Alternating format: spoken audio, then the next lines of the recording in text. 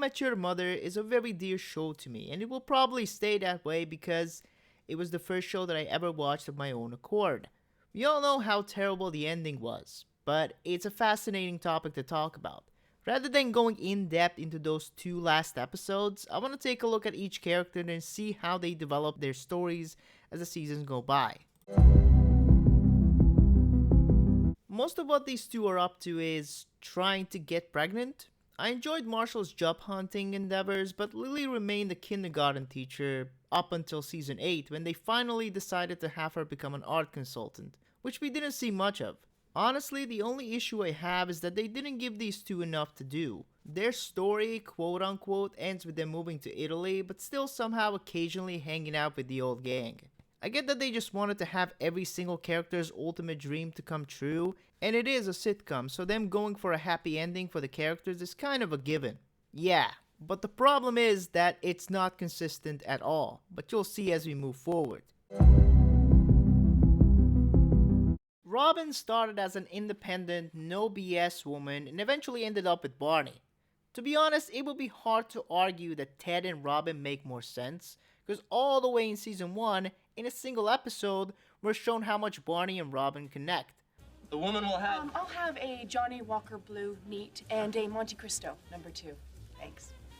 The #2, a.k.a. the torpedo. Or, as the rollers call it, Pyramide. My father was a cigar fanatic. It was the only way to get his attention.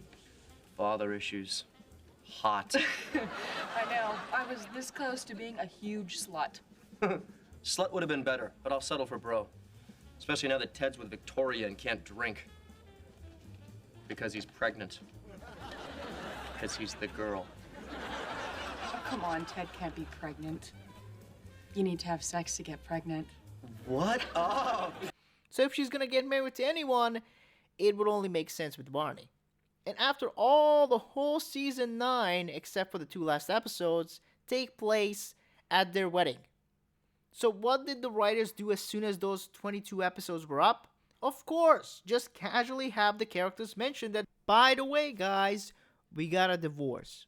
I don't know why the showrunners couldn't figure out what to do with Robin. In the beginning, she was entirely career focused, then learned that she should let people in, so Robin gets a great job offer that she turns down because she'd rather stay with Don.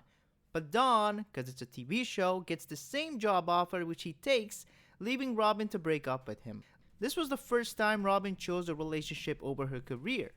Then the same exact lesson is being taught to her by Kevin, who said that she doesn't let herself be happy, so to counter that, she starts dating her therapist. Well, that part is horrible, but other than that, what's the end of that storyline? She ends up being left again. Why did they teach her the same lesson twice? And give her the same end results? Who knows? By the way, her dream of being a news reporter around the world came true, so that's something, but she's otherwise still in the same place in her life. Hell, she even lives in the same apartment still. So around season 3, they started playing with the idea of turning Barney into a more serious character. Whether they succeeded or not is up for debate. In my opinion, it works to a certain degree, and that degree is when he's with Robin. The writing is relying so much on Barney to do everything. As it turns out, he was the one that got Lily to come back to New York when she got separated from Marshall at the end of season 1. He gets a job for Robin so she doesn't get deported. He pretends to be a doppelganger so that Lily and Marshall could try for a baby. He gives up his super date so that Robin can go on it with Dawn. And when it comes to Ted, pick your choice. He does a lot for him too. Anyway, we gotten all the way to their wedding. What changed about Barney? He's more sentimental and he clearly loves Robin, but other than that, he's mostly the same. In the end, meaning after separating from Robin, he gets a random call that one of his one-night stands just gave birth to his child. Barney goes to the hospital, picks up the baby, and drops every recognizable trait that he had until then and turns into Swarley. I don't know. Point is, this guy is no longer Barney. We're talking about a man that made a new holiday called Not a Father's Day. Fine, that was all the way back in season 4, but you want to tell me all along all Barney needed was a kid? How does that make any sense? Even after being married with Robin, he still went out to pick up chicks. That's what led us to this very moment. So you can't tell me that he has matured unless you want to see that he did in like 5 seconds. They had all this time to develop Barney into somebody that wants to become a father, but they didn't really suggest anything like that. I guess there was that one episode where Ted and him took care of a baby, but that was just a scheme to pick up chicks. And at last, the biggest problem. There's an episode in season 2 titled Brunch. What happens during this brunch is that it's revealed that Ted's parents have separated. What happened? We just realized we're very different people. Your father's kind of a head-in-the-clouds romantic, and I'm much more down-to-earth. So? Robin and I are like that? That doesn't mean anything. At some level, I always knew. I didn't even want to go out with him in the beginning, but he spent months badgering me until I finally gave in. Huh. Wow. I know. They love me. By the way, I just noticed they wear the same colored shirts. Ted and the father and Robin and the mother. They spelled this out so much. So yeah, they don't break up or anything, nothing really comes from this, but that's the first time the show is telling us that Robin and Ted does not work. The next one happens in Moving Day. Ted is moving in with Robin and it doesn't go too well. Robin clearly doesn't want him there, which you could chalk it up to her being used to living alone, and it does seem like that's what the episode is going for. Ultimately, Ted does not move in, although I do have to point out that they will live together in Ted's apartment, but by that time they're not going to be romantically involved.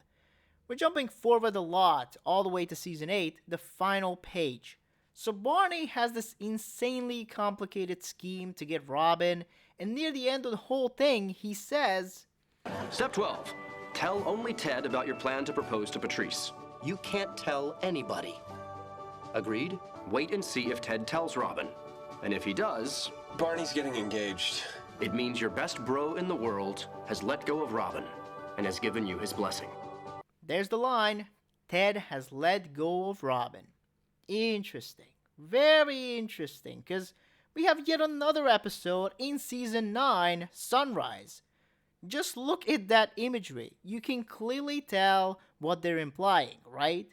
Then again, we also have the locket that Ted gives to Robin that he went out of his way to fly to LA for. That happens in episode 22. How many times does this man have to get burned before he learns? And he gets the girl. At the end of this whole thing, he gets the girl. What an ultimate love story this was. Okay, so why does Ted and Robin not work? I think it's very simple. Ted is not in love with Robin. At least not the actual Robin that you and me see. Ted had the baby fever from the very beginning of the show, and Robin tells him that she does not want kids. Ever. Even marriage isn't really on the table, so after hearing all that, what does Ted do? He keeps pursuing Robin over and over and over again. He's in love with a version of Robin that does not exist. He created this perfect girl in his head, and now he's just reaching for that delusion whenever he feels like he's not moving ahead in his romantic life. Robin straight up tells him in season 7 that she is not in love with him, yet it changes nothing. Somebody stop this man! By the by, what's with the mother? Isn't this whole show about the mother? Well, the way they handle it, I have to say no.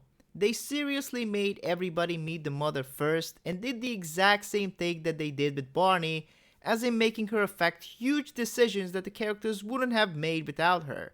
It just makes the mother feel like a god within this universe. But we can also talk about the reveal. They showed her for a few seconds in the last episode of season 8, then posting it on Facebook so that people that didn't get to see the episode yet get spoiled. That was kinda rough. Not to mention, this was it. They weren't certain that there's gonna be a season 9. Some of the actors already thought about stepping back, so this would have been their idea of a conclusion. Roll the slow clap. So what about the actual conclusion to the mother's story? Obviously, nobody liked it. And no wonder, we only get Ted and the mother together in 2 episodes. Even then, it's more of a montage of their lives, like they're rushing to kill her off. But that wasn't enough for them. They also needed to bring back the whole thing to Robin. Another aspect that most people didn't like. Again, for good reason. It was the show that kept insisting that they don't belong together, yet as it turns out, that was just a misdirection. Bullshit. And there you have it. Ted and Robin are back together. Barney, who is now not Barney, but he is a single father. Lily and Marshall live in Italy. Other than that, we just see the gang barely hanging out anymore. All of them busy with adult life. It's depressing to watch. That's another funny thing. Magically make all their career goals come true, but can't have a happy ending where they just hang out like they did before? What even led you to want to make a sitcom ending that is this much of a downer? Who hurt you, baby? But they did include on the DVD release of season 9 an alternative ending in which they don't kill the mother and they live happily ever after. Of course, that doesn't work with all the foreshadowing that is still in the show, suggesting that the mother has limited time, so you done fucked up twice. By the way, what was the point in recording the kids in season 1, season 2, only to show Ted in present time? Not to mention, why did you have Bob Saget be the voice of future Ted when we can clearly see, more importantly hear, that it's just Josh's voice? What is happening? So many weird decisions.